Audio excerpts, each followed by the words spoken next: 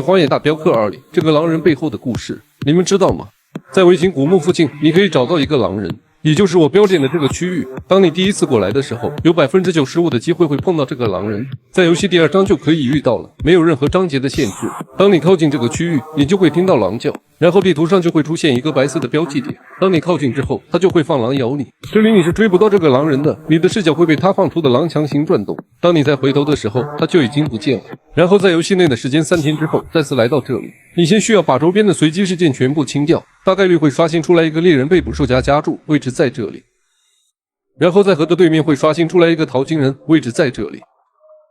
清掉这2个随机事件，再次过来你就可以遇到这个狼人了，然后你就可以一路跟着他回到他的洞穴。洞穴里充满了浓烈的血腥味和满地的动物尸骨，看来吃了不少动物。当你试图靠近，狼就会攻击你。这个时候我们只能选择将狼打死，没有别的选择。然后这个狼人就会倒地嚎啕大哭。很明显，他和这些狼一起生活，已经有了感情。我们在洞穴的深处可以找到一个帐篷，很明显狼人是有人类意识的，会使用帐篷和刀具。旁边还有一个日记本，我们可以通过观看他的日记本得知，这是他小时候写的，大部分都是在描述他和他父亲的关系。第一，日记中提到狼人的生日，父亲送给了他一把霰弹枪，而且爸爸趁着小阳春每周都去狩猎，每次还都要求我和他一起。我讨厌狩猎，因为霰弹枪很沉，火药还会导致他的双眼和鼻子刺痛。我对自己承诺过，如果爸爸再教训我，我就离开这个家。今天他又教训了我，因为我把他的马鞍褥在外面放了一夜，所以我下定了决心，打算打包几件必要的衣服和一些物品离开。这就是为什么狼人会选择离家出走的原因。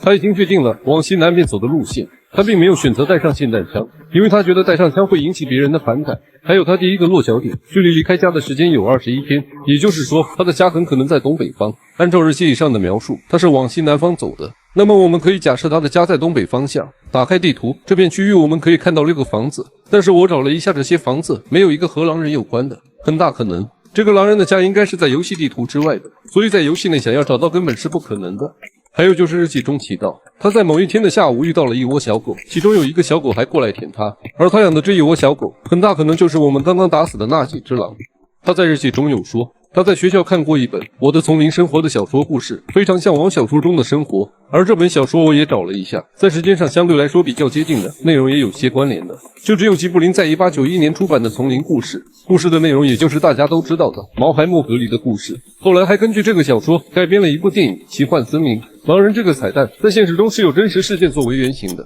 人狼事件，我相信大家或多或少都听说过，如2007年泰语报道过柬埔寨的狼孩丛林生活18年事件，是一个男孩在狼群的抚养下长大，他和狼一样爬行，一样狼毫觅食。显然而星在制作这个彩蛋时是有一些现实事件作为模板的，也有可能只是想单纯致敬一下《奇幻森林》这部电影吧。